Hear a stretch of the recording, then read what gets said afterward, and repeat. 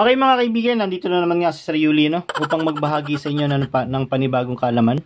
At sabi ko nga, we will continue our lesson last time, which is theorems on arcs, central angles, and chords. Ano? So naibigay na natin yung unang dalawang theorems, theorems 1 and 2. So today we will discuss the third theorem. Pero bago natin italakayin yung ating third theorem mga kaibigan, sa mga di pa subscriber ni EasyMath, no, please do subscribe on this channel. Just click our subscribe button and the notification bell para updated ka sa mga lesson na upload natin araw-araw. Para kung hindi ito yung kailangan mo, malay mo next upload natin yun na pala yung hinahanap mo. At again, bilang pasasalamat sa mga patuloy na sumusuporta sa ating channel, hayaan niyong ipakilala ko sila.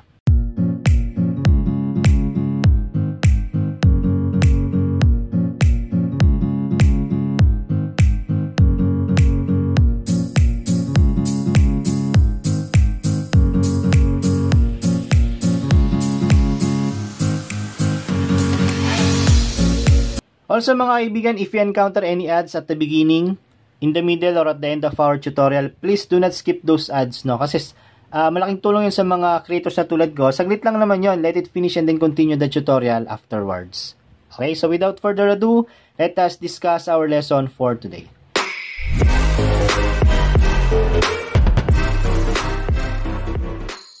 Yan, sabi ko nga mga kaibigan, third theorem tayo ngayong araw. So ano ba ibig sabihin? Ano ba yung sabi niyan sa third theorem natin?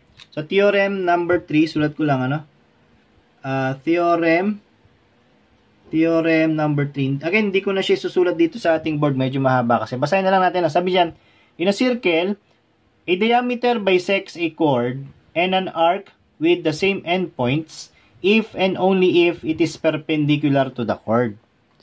So, ang sabi nga doon sa theorem number 3 natin, ito yung illustration, Ito daw diameter na to, ES, Again, this is circle U, yung center niya is U. Tapos, yung ES niya is the diameter. Ang sabi dyan sa theorem number 3, ibabisect daw niya yung given chord, etong GN, chord GN, and the arc GEN, ibabisect niya yan kung yung diameter natin ay perpendicular dun sa chord natin. So, as you can see, yung ating box doon, it only states that, or it only implies that this diameter, ES, is perpendicular to GN. Kung ganun yung kaso natin, mga kaibigan, perpendicular sila, etong chord GN na to, ay hinati nung diameter natin. Also, yung arc GEN natin ay hinati nung ating diameter. So, anong ibig sabihin nun? Sulat ko lang, if ES, yung ating diameter ES is perpendicular, ganyan natin sulat yung perpendicular, baliktad na T, to chord GN, yan, then, if then tayo, then, GI, yung ating line GI, or segment GI, is congruent to NI, or yung segment NI natin. Kasi nga, hinati niya Kumbaga, yung chord GN natin, hinati nung ating diameter, therefore, yung GI ay equal sa NI. Also, yung chords, yung arcs din niya hinati, So, kung ito yung buong arcs, GN, ibig sabihin lamang, itong arc GE is also congruent to arc NE. Yan. Kasi nga, hinati nung ating diameter. So, yun lang ibig sabihin ng ating theorem number 3, mga kaibigan. Let us have an example para mas ma-illustrate natin ng maayos yung theorem number 3 natin. Burahin ko lang ito. Okay, mga kaibigan, let us have this example. We have here circle U. Circle M. So, in circle M, the given are the measurement of segment BD, which is equal to 3. Ito yun, yung BD ay 3. Tapos, yung KM natin, ito to, KM. Yung KM natin ay 6. Tapos, yung KP natin, itong KP, yung KP natin ay 2 square root of 7. Okay, so these are the given in circle M natin, Ngayon, ito yung mga tanong. Number 1, ano daw yung measurement ng segment AM? O nung line AM natin, ano? Yung line AM natin. Ano daw yung measurement niya? Paano natin makukuha yun, mga kaibigan? So, applying our theorem, ano? This is a radius LM or ML, no, ML. Alam natin na kapag tinugod, diniretso natin tong ML, ano, yung LM na yan, papunta dun sa kabilang dulo ng circle natin, diameter yon. So, pwede applicable din dito yung theorem number 3 natin. Di ba kasi sa theorem number 3, diameter ang sinabi. Radius ito.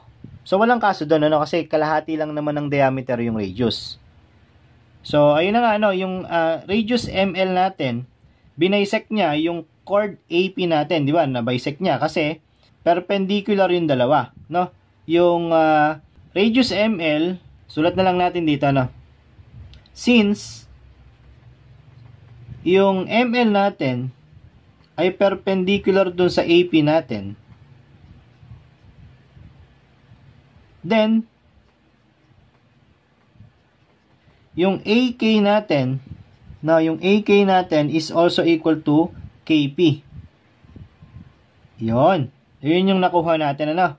And base dun sa given natin, yung KP ay 2 square root of 7. So yung AK natin is also equal to 2 square root of 7. Ano-ano na ngayon yung given natin? Base dun sa tanong na AM, makakabuo tayo ng triangle, ano? So, ito yung triangle na yun. Ito, triangle AKM. So, re-redraw ko lang dito. So, sabihin natin yan yung triangle. This is our AK and this is M, no? Ito ay 6. Ito ay 2 square root of 7. Mga kaibigan, this is right triangle and this is our hypotenuse AM. So, to solve for the hypotenuse, we'll just use the concept of Pythagorean theorem. Okay? So, AM now is equal to the square root of 6 square plus 2 square root of 7 square. Yan. So, ano ngayon yung AM natin? So, gamitin na natin yung calcu natin, ano, para mas mabilis. Kung hindi naman kayo allowed gumamit ng calcu, kailangan nyo siyang isolve manually, ano? So, this is S na bura lang. Kita nyo ba yung calcu natin? Angatang natin ng bagya. Ayan. So, square root of 6 square plus 2 square root of 7 square. Yan. Therefore, yung AM natin is 8. Yan. Okay, so nakuha na natin ito. Ito yung unang tanong. Yung pangalawa, KL naman daw. Yung segment ay yung line KL natin. Asan yung KL? Ito yung KL, mga kaibigan, ano, itong maliit na to. Yung K tsaka L na yan. So, paano natin kukuhanin yan? Alam natin, this is radius, ano? Radius to, itong ML na to, radius. Itong AM ay radius din. Okay? Therefore, they are equal. So, yung AM ay also equal to ML. No? So, alam natin na yung AM is also equal to ML. Yan. Yung ML natin yung AM natin ay 8, ano? Therefore, yung ML natin is 8 also. So, itong ML ay 8 also, no? Para makuha natin yung KL, susubtract lang natin yung 6. So, KL now, mga kaibigan, is equal to 8 minus 6. No? KL is equal to 2 units. Alright? So, ganun lang. Tuloy-tuloy lang natin, ano? Number 3. Number 3, ang tanong is MD. So, yung side MD. Yung line MD natin. Nasaan yung MD? Ito yung MD, mga kaibigan. No? Alam natin, itong MB. MB ay radius din. So, this is also equal to MB, ano? MB. Yan. So, itong MB ay 8 also. So, para makuha natin yung MD, susubtract lang natin yung 3. So, MD is equal to 8 minus 3.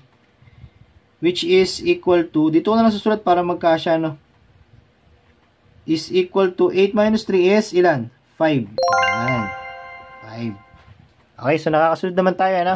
So, angat lang natin ng bagya. Ayan. Number 4, CD. Yung line CD natin. Asan yung CD? Ito, CD. Yan, CD. Ngayon mga kaibigan, paano natin makukuha ngayon yung CD? So, ito yung CD, ano? Yan. Alam natin, itong MD ay 5. So, 5 to, no?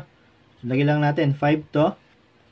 Ngayon, etong MC, radius to, di ba? Kasi mula dun sa center, papunta doon sa side ng ating, doon sa dulo ng ating circle, that is our radius. So, etong CM ay radius. Alam natin na ang radius natin ay 8. So, ito ay 8. Yan. So, nakabuo ulit tayo ng right triangle, ano?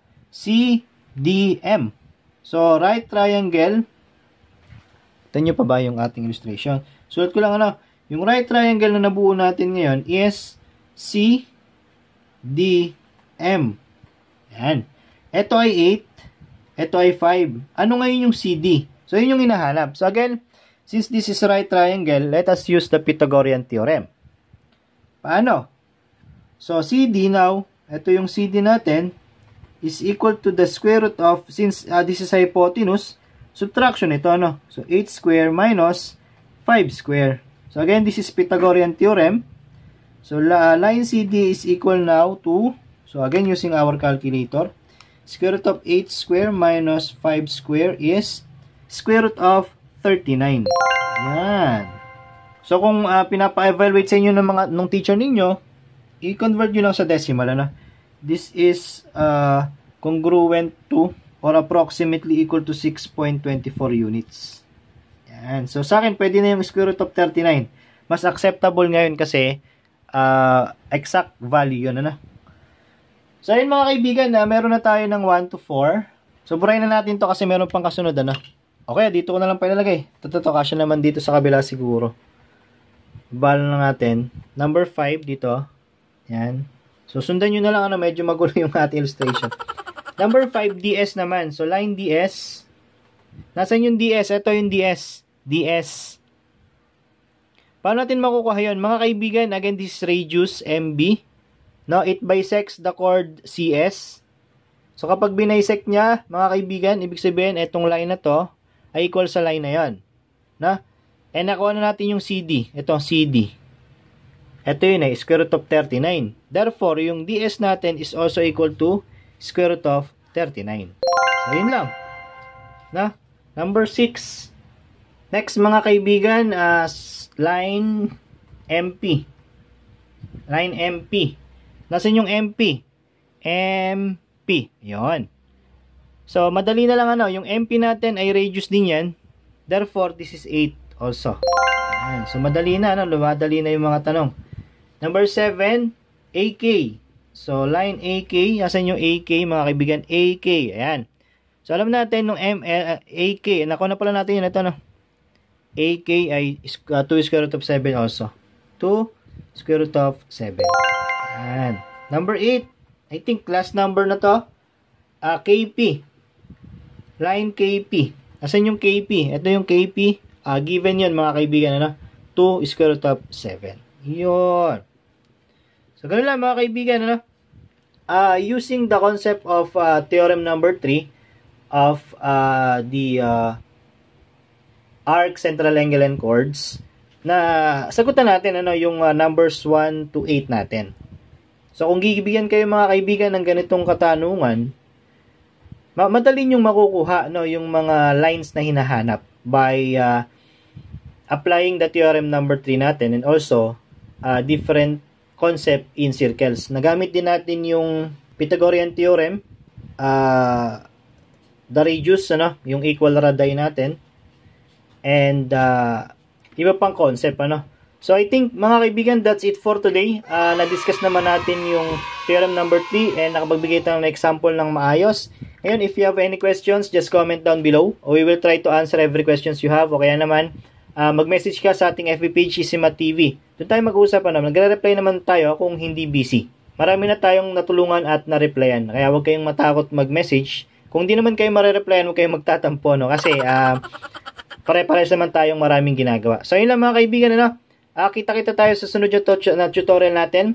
please follow my FB page, Sisimat TV, para in the future, sa mga activities natin ay ma-update ko kayo. Okay? So, yun lang mga kaibigan. Salamat.